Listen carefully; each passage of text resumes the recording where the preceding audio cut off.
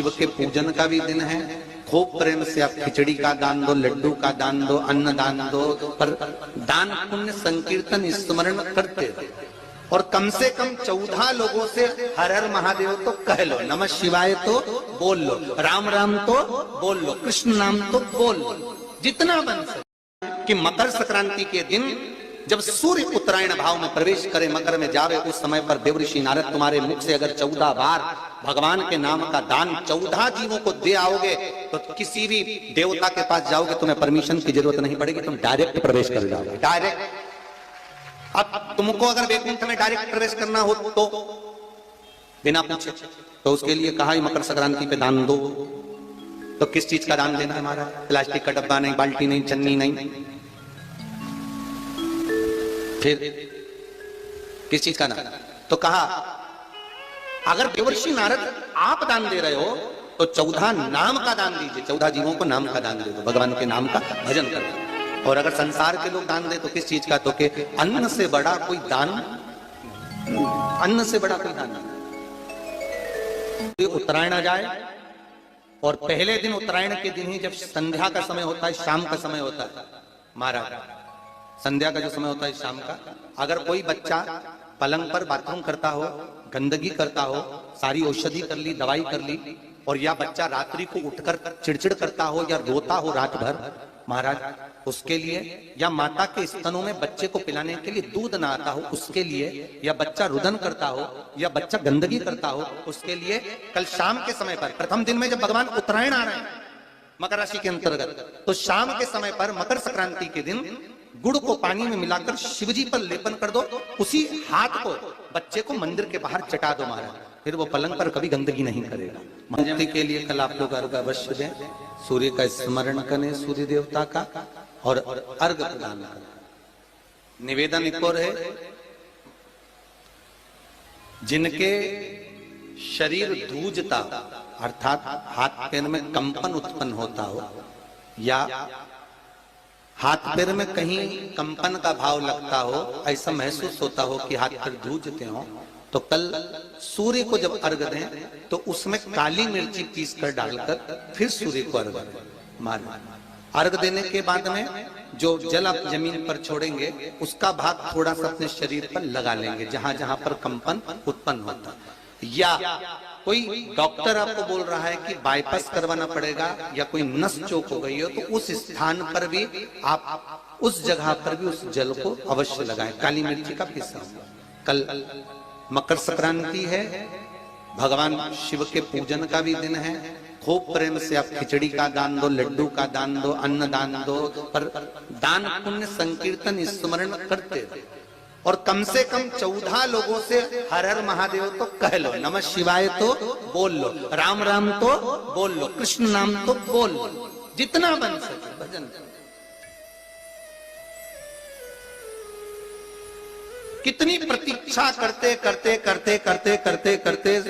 भीष्म पितामह उत्तरायण का इंतजार करते रहे, कितनी प्रतीक्षा करते रहे। जिसका परिवार टूट रहा हो, भाई भाई में झगड़ा हो रहा हो, आपस में प्रेम खत्म हो रहा हो,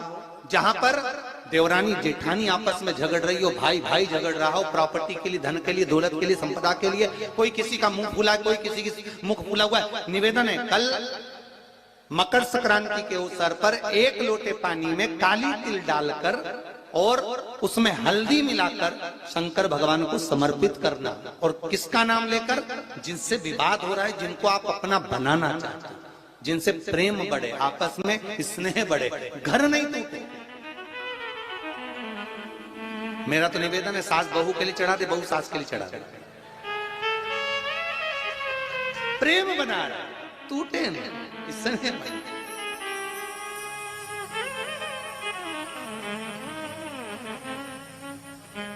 ये आपस का जो प्रेम है ये टूटना नहीं चाहिए। कल मकर संक्रांति के अवसर पर ये करिए। कहते हैं मकर संक्रांति है, जिस समय पर कल सूर्य उत्तरायण आ जाए और पहले दिन उत्तरायण के दिन ही जब संध्या का समय होता है, शाम का समय होता है महाराज, संध्या का जो समय होता है शाम का, अगर कोई बच्चा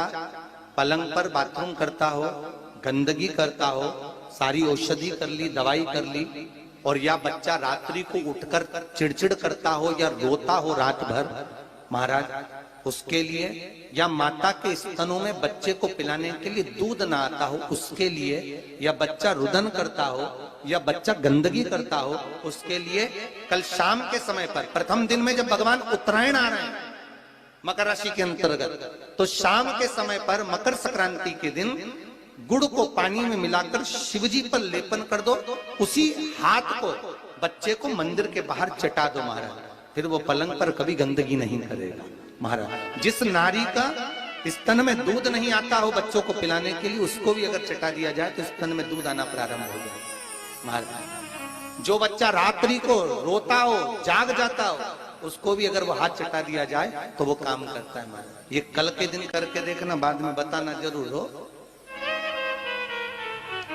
शुगर वाले जीव जिनकी शुगर ऊंची नीची हो रही हो, ज्यादा शुगर की परेशानी आ रही हो और इंजेक्शन लेना पड़ रहा हो, उनके लिए निवेदन है काली तिल्ली कल के लिए है ये खास तौर से, बाकी के शुगर के लिए तो उपाय और बाद में बता देंगे, पर कल के लिए जो करना चाह रहे हैं जिनकी शुगर लेवल में नहीं आ रही है, काली तिल्ली शंकर भगवान के शिवलिंग पर समर्पित कर दो और उस काली तिल्ली को जब शिव जी पर चढ़ाएं तो महाराज हाटकेश्वर महादेव का नाम लेना है। कौन से महादेव? हाटकेश्वर महादेव का नाम लेना है और शंकर भगवान पर काली तिल्ली चढ़ाते जाना है। उसमें कंकर नहीं हो, सफेद तिल्ली का एक भी दाना नहीं हो, इसका ध्यान रखिएगा। उस काली तिल्ली को चढ़ा दीजिए, हाटकेश्वर महादेव का स्मरण कर कर, किसी को जल ना चढ़ाने देना उस समय पर जब आप शंकर जी को चढ़ाएं, और